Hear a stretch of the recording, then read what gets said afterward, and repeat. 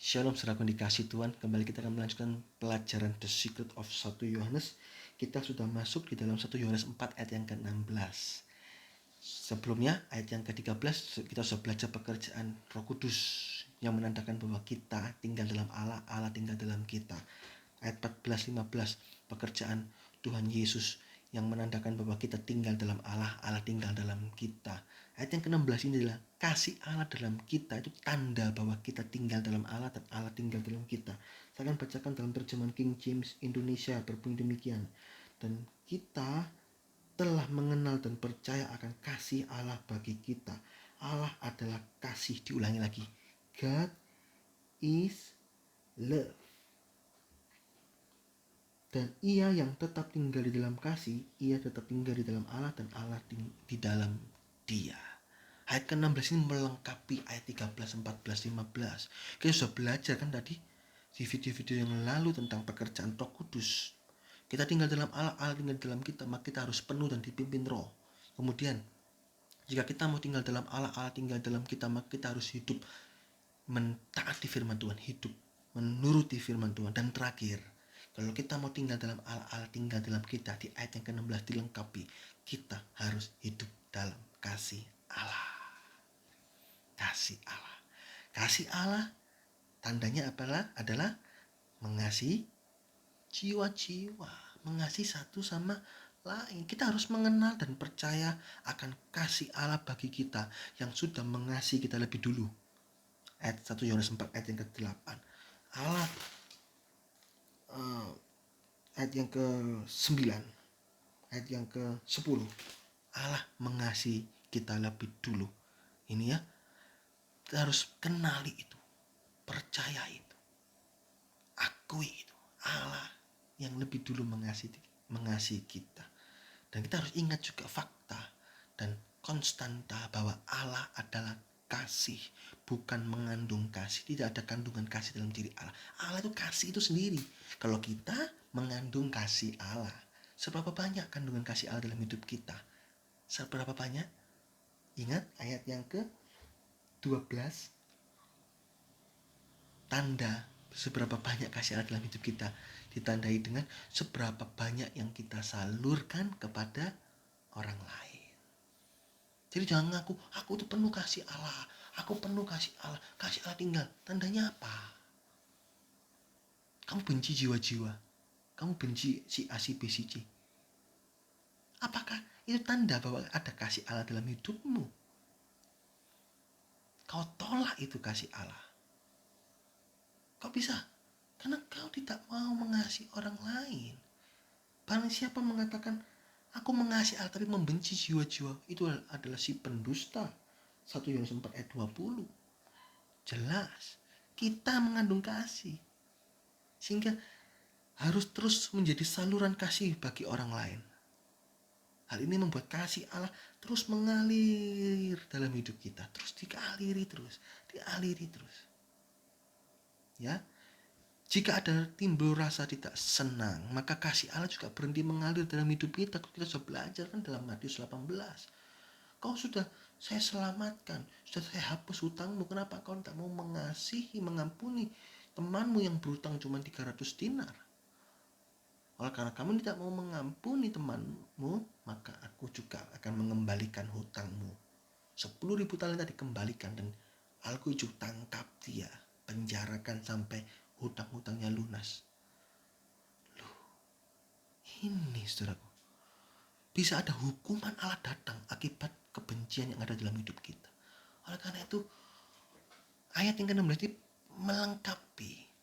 Allah tinggal dalam kita, penuh hidup dan pimpin Roh Kudus. Allah tinggal dalam kita dan kita tinggal dalam Allah. Hidup mentaati firman Tuhan. Allah tinggal dalam kita dan kita tinggal dalam Allah. Adalah hidup mengasihi jiwa-jiwa. Sehingga kasih Allah terus mengalir, disalurkan, saudaraku. Ya. Nah, jadi kesimpulannya adalah kita tinggal dalam Allah dan Allah tinggal di dalam kita. Kesimpulan itu 3.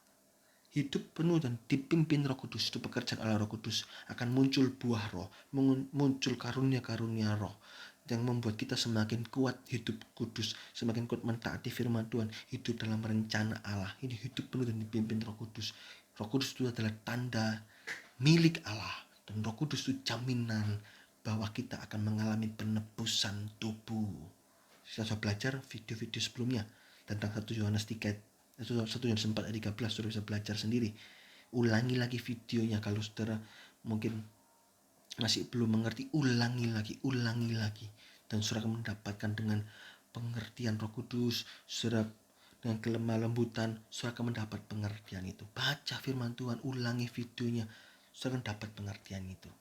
Yang kedua, hidup mentaati firman Tuhan dan sepenuh-penuhnya. Bukan sebagian firman Tuhan, tapi sepenuh-penuhnya, seluruhnya, seutuhnya. Itulah pekerjaan Allah Putra.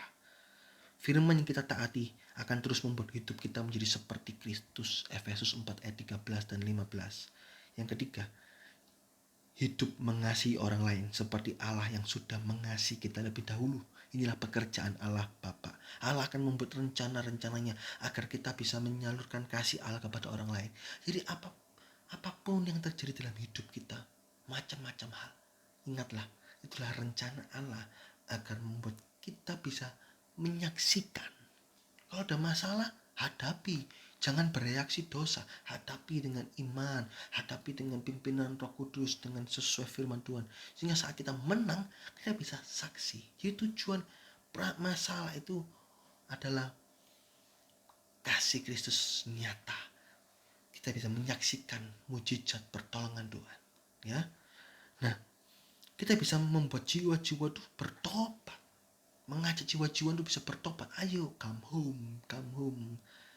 Kita bisa menguatkan jiwa-jiwa, kita bisa menumbuhkan jiwa-jiwa.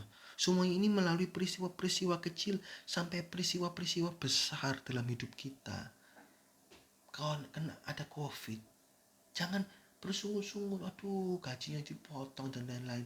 Coba bersyukur, nikmati, maka saudara akan melihat kemuliaan Allah.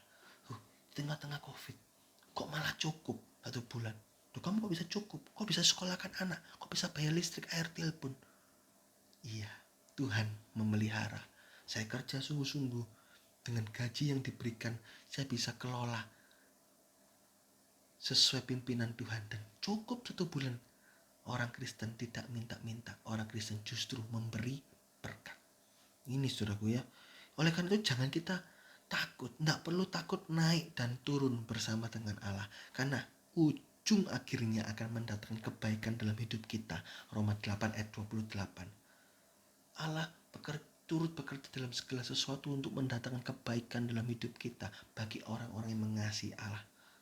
Ini kemuliaan Allah akan nyata sehingga banyak jiwa-jiwa datang kepada Tuhan melalui hidup kita. Kita jadi saluran berkat, saluran kasih Kristus dalam hidup kita. Ya, ini kesimpulan kita tinggal dalam Allah dan Allah tinggal dalam hidup kita. 3 pribadi Allah terus tinggal dalam hidup kita, mengerjakan pekerjaannya, bekerja penuh dalam hidup kita. Ini saudaraku ya, ayat 13, 14, 15 dan 16. Terus saudara pelajarin terus surat 1 Yohanes ini begitu indah. Nah, kita akan lanjut, hampir selesai saudaraku ya. Pasal 5, terus kita belajar surat 2 Yohanes, surat 3 Yohanes. Wah, banyak sekali dan kita terus selangkah demi selangkah, ayat demi ayat belajar firman Tuhan. Kita belajar firman Tuhan ini bukan untuk membuat kita pintar Alkitab, bukan, tapi untuk membuat kita semakin berkenan kepada Tuhan, semakin kudus, semakin suci, semakin sesuai firman Tuhan. Ini saudaraku, ini tujuan kita belajar firman Tuhan. Ini saudaraku sedikit firman Tuhan. Saya berhenti sampai di sini. Di video akan datang kita akan belajar ayat 17 dan 18, yaitu hasil tinggal dalam kasih Allah. Oke, puji Tuhan, Tuhan Yesus memberkati.